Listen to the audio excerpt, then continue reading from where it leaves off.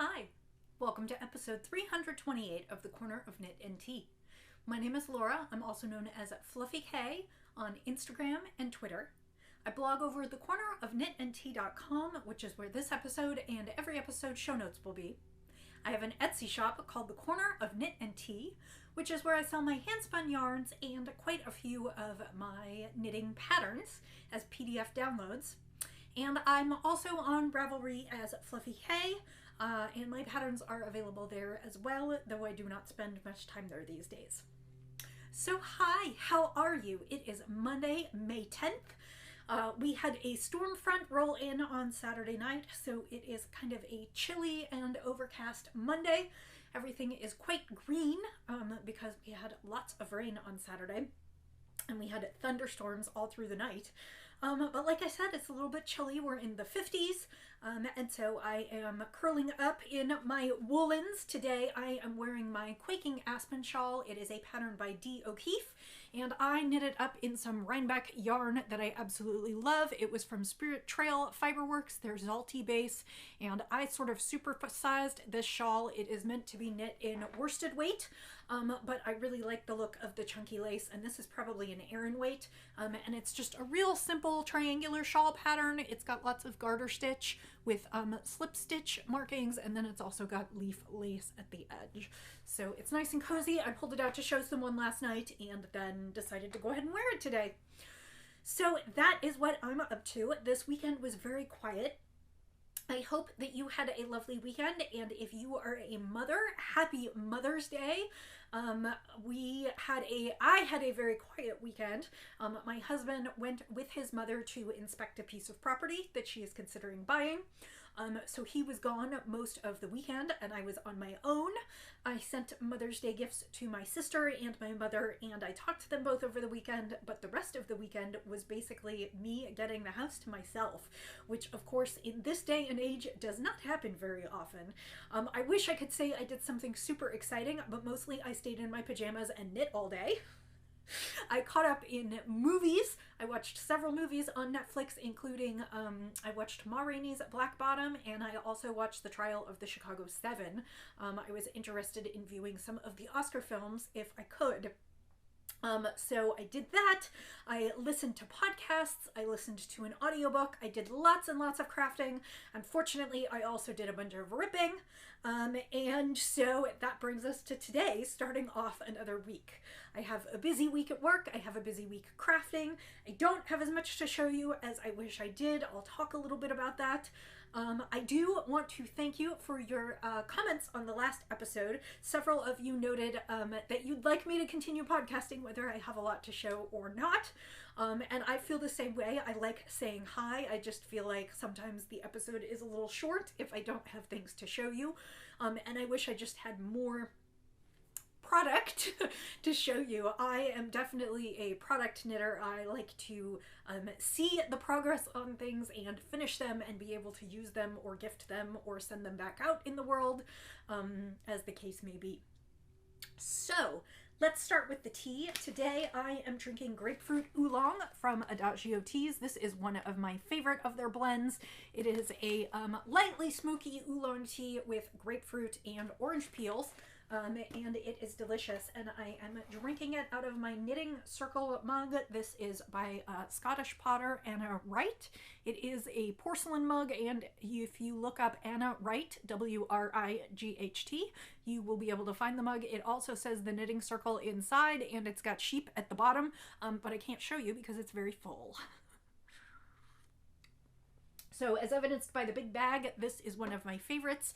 The grapefruit and the citrus make it a little bit zingy, but it's a good kind of just a black tea. Well, I guess it's oolong as opposed to black, but it's just kind of a nice strong tea for an afternoon pick-me-up. It is about 3:30 in the afternoon where I am coming to you from just outside of Kansas City, which is the central time zone in the US. I have a little bit more work to do after this, and then I plan to exercise, and then I have a whole roster of things to knit tonight. So Let's get started with the knits. I did not actually bring my painting honeycombs blanket to show you because I got a few rows further than I showed you last week, and then I had to stop while I am waiting for more gray yarn. So that actually is not one of the things I worked on this week. So let's talk about what I did work on. Late last week, I took the bauble chicken that I was working on, that was all those shades of purple, back to the studio, and I was surprised, but they had another set of yarn for me to work with. So I am currently working with this lovely natural. It is a kind of natural white, and then it's got all kinds of different browns in it, and it's like cream and hazelnut and chocolate and just all these rich shades of brown.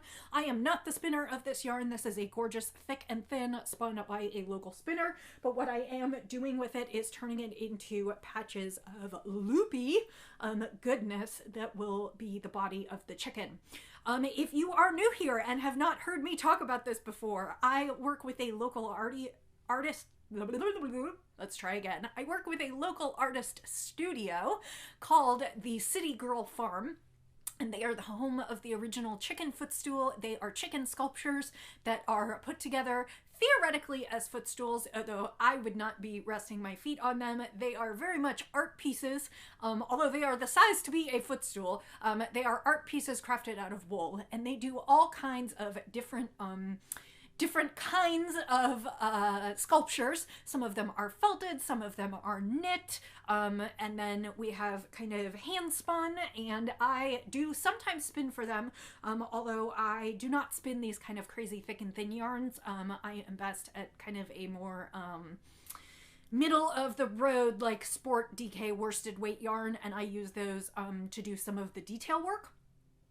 But they had a whole bunch of fancy yarn spun up and just needed some pieces to kind of cover the body. And so that is what I'm working on this week. I only have this one left, so the good news is I'm almost ready to go back to them. And then I think that will be it for this collection. This collection is going to come out at the end of the month, so they're kind of rushing to get through it.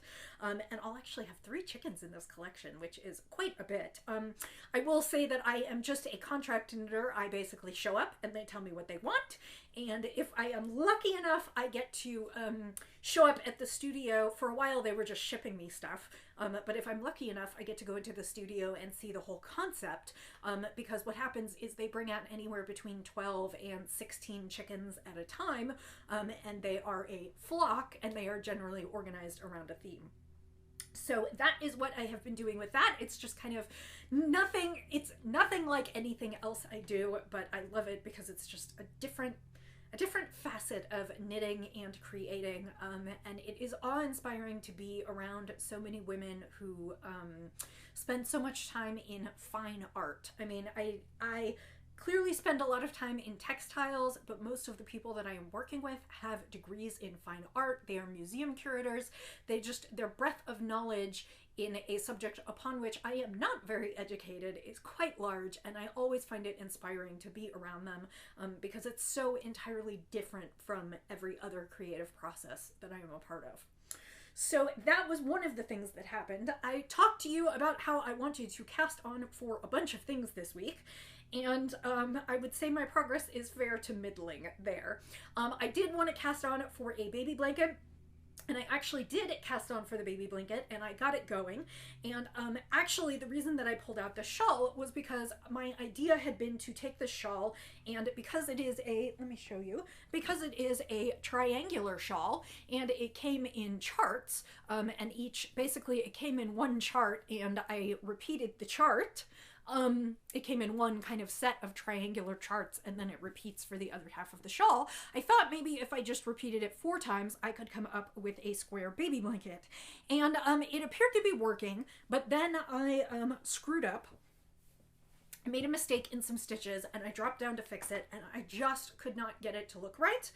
And I dropped down 3 or 4 times, and it was in this section where you've got all the garter stitch and the slip stitch portions, and I had not done the garter stitch in all of where I was supposed to.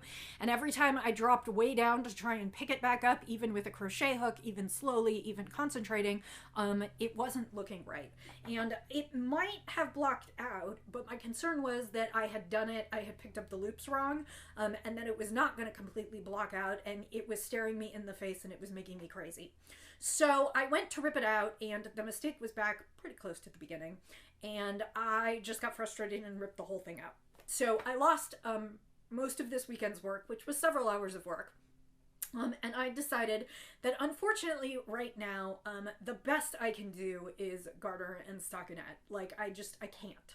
So I am working on a pattern by 5410 Studios, who actually is semi-local to me. She lives somewhere in Kansas. I'm not sure she's in Kansas City.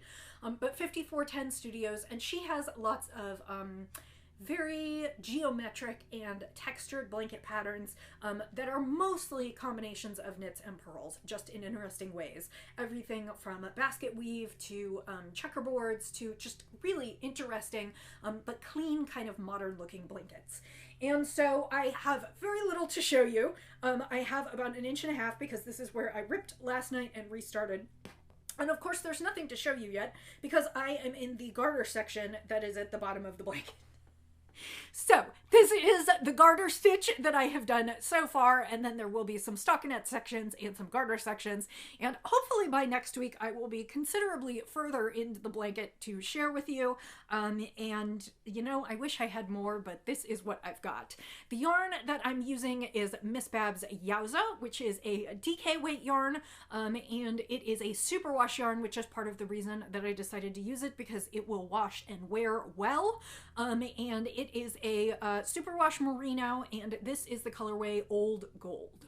So it is just kind of a really nice golden tone, and I feel like for a summer baby who is due, I believe, mid-June, so I am really in need of finishing this, maybe around June. Gosh, he posted that they were due in 30 days at least a week ago. I don't know if I'll finish it right away. If it gets to them within the first few weeks after the baby is born, I'm sure that's fine, but I am clearly not moving fast enough, and so this is what I am working on. I am on US size 6. These are my signature needles, and actually I ordered a longer cable this weekend just in case I want it, and so that is what I am knitting right now, and hopefully will be the bulk of my focus this week. I don't think my yarn from Zen Yarn Garden is coming from Canada, so I'm not sure it will be here until later in the week, which is fine. That means I have lots of time to work on this. So that is what I'm doing right now, and my hope is that I'll be significantly further along by the time I talk to you next week. The second thing that I talked about casting on this week was a pair of socks. And I told you last week all about how imaginary internet points are motivating to me. Apparently not motivating enough, because the furthest I got was that I caked the yarn. Yeah, I'm telling you, this week just really didn't go as planned. This yarn is Essence of Autumn. It is her pasture sock, which is 80% superwash BFL, 20% nylon in the colorway Black Cherry. So that is what I will be casting on. I am going to knit, I had talked about knitting the Knit Loops pattern from Knitty, but I read it and I found the pattern a little confusing, and so I actually decided to pick a different pattern because heck, why not? And the pattern that I'm going to start this weekend is Linnea, L-I-N-N-E-A-A-E, Linnea, sorry, L-I-N-N-A-E-I-A, I think. Maybe just A-E-I. It'll be in the show notes. It is a new pattern by Susanna Winter, who is Talvi Knits, and actually right now it is in her beta testing, which is she has made the pattern free to everyone who joins her group on Mighty Networks, and she is looking for feedback. And so I joined her Mighty Networks, which is just it's a group where she's hosting a chatting server for fans of her patterns, and there you can check out a copy of the pattern for free. It's free to join. And then she is running a contest. If you actually knit one of the sock, if you knit a sock and complete it by May 31st and give her feedback on it, you can be entered to win a prize. I suspect I will not make that, just given the speed with which I'm moving. It's already the 10th today, and all I managed in the last week was to get the yarn wound. But I am going to cast this on hopefully tonight, and at least get started. It is a toe-up sock pattern, which is not usually my favorite, but I'm going to give it a go. Yeah. So that is what I am going to be working on this week. The final thing that I wanted to show you is just a little bit of stash enhancement. As you know, for the most part, I don't bring a lot of that to the show, but I went up to the chicken store, the City Girl Farm, on Wednesday, which happened to be my birthday, and my favorite local yarn store is just a couple doors down, and both of them are a fair drive from my house, so I have not gone up there recently, and particularly I haven't been going to my local yarn shop. I've been ordering from them online, but I really haven't been out and about that much.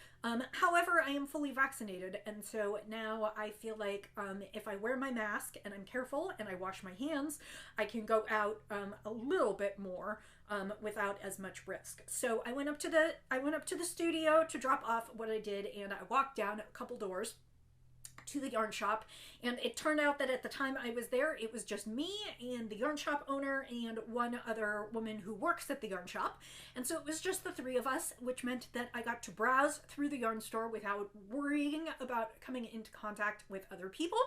And of course, something had to come home with me, and she does do a birthday discount, so I took advantage of that. And she had a new, to me, yarn dyer on the wall. I believe she's been stocking her for a little while.